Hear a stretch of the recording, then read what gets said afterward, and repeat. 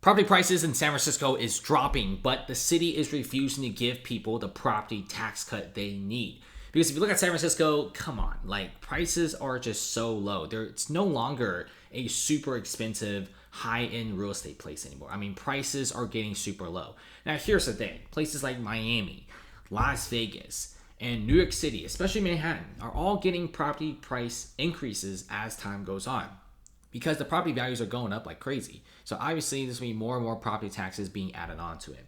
And despite all the cities I listed, a lot of them, yes, do have property declines, but nothing as crazy as San Francisco. Even Seattle, as bad as the city is, the property prices are still fairly stable.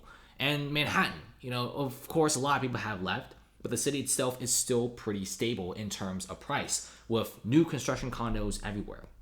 San Francisco's new construction is whittling down to nothing. In fact, most big construction companies have already left. Two of the biggest construction projects in San Francisco have now been canceled, despite places like Seattle and also Manhattan all getting massive construction projects. That's pretty awesome, right? These massive construction projects are giving them a lot of money because there's still people surprisingly buying Manhattan and Seattle condos, despite, raw property prices going down in those areas and despite a lot of people leaving. But San Francisco is a whole different animal. The amount of people leaving is unprecedented. We have 150,000 office employees no longer coming here for work. We also have several hundreds of businesses in the past few months closing down due to crime and theft. And the city has not changed one bit. Crime is still rampant, theft is everywhere, and shoplifting is so enormous that even the Target in San Francisco has now closed down. So property value sinking, nobody is happy. Property owners want a price cut right away, because now you have Brookfield Corp, Blackstone, some of the titans in the real estate market have filed for massive assessment cuts. They want these appeals to be approved. They want to have property cuts because, come on, when commercial office space in San Francisco is being sold for 50% off, you should at least give out like a 25 to 30% off on property tax.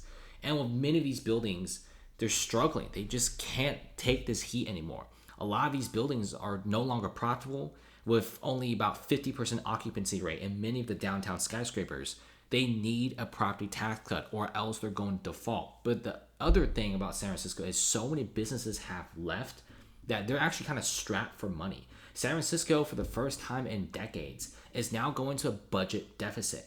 Their banking numbers are going negative, and they can't afford to give people property price cuts. But here's the thing, if you don't cut the taxes of the property tax, well, the whole city is going to have some of the biggest foreclosures ever. And we already have the malls shutting down, smaller retail shops shutting down, and even the biggest hotel in San Francisco, Park 55 Hotels and Resorts, shutting down as well and giving the property back to its lender.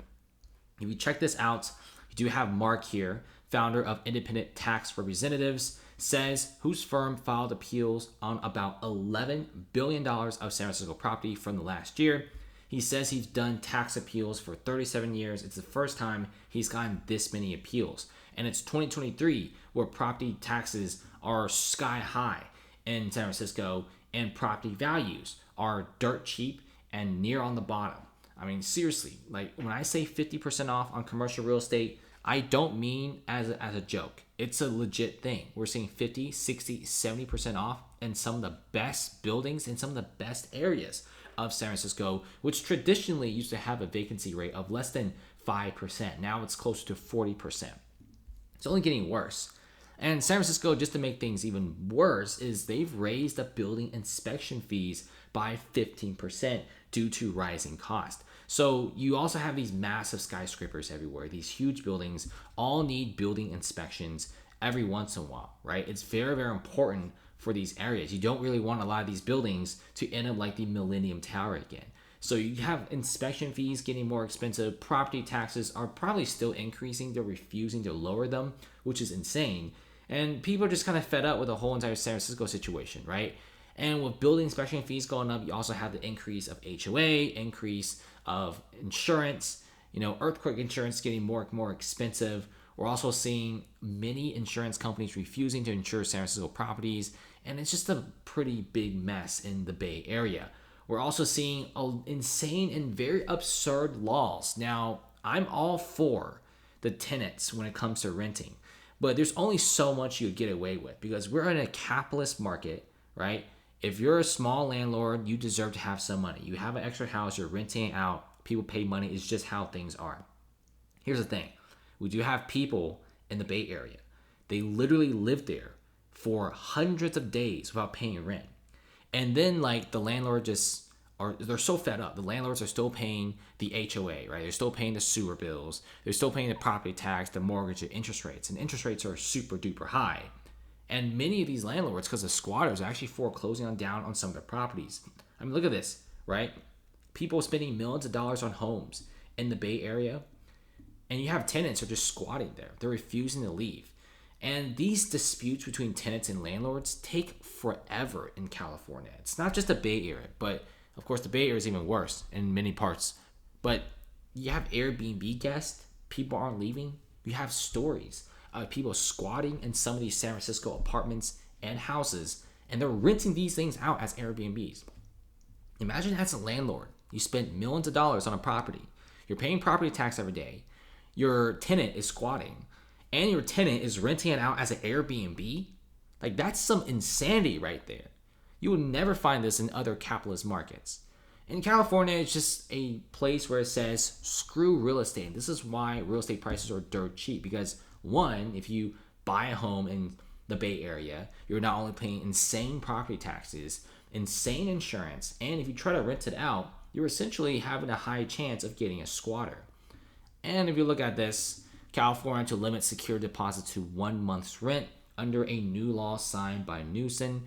Now, this is, I guess you could say it's kind of cool because, less deposits. I used to rent. These deposits are just getting out of control.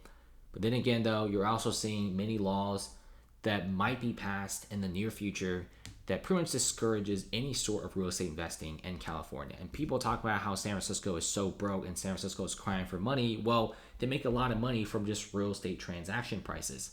I mean, just in the past year, every single year, they used to make $400 million up to $700 million per year on real estate transfers. Buy and sell, buy and sell. In the past 12 months, they made $186 million. Now, I don't know about you, but on average of $500 million to $700 million a year, down to $186 million, that's a pretty drastic decrease. And it just shows you that there's no more transactions in Bay Area real estate. California and San Francisco really screwed themselves at this point. A lot of companies, they were here because of the tech scene, but now with the rise of Zoom and many other places, you're seeing many of these buildings and condos just going to the foreclosure route. These are some of the finest and most high-end real estate pieces in the world, and they pretty much ran themselves to the ground. I don't think San Francisco and the rest of the Bay Area's real estate is recovering anytime soon. Office real estate is on an all-time low. We're seeing these condos, nobody is buying them. And it's just a sad, sad time for many of the San Francisco landlords out there. And landlords are going broke in droves. Thanks for watching, guys. Comment below, and see you later.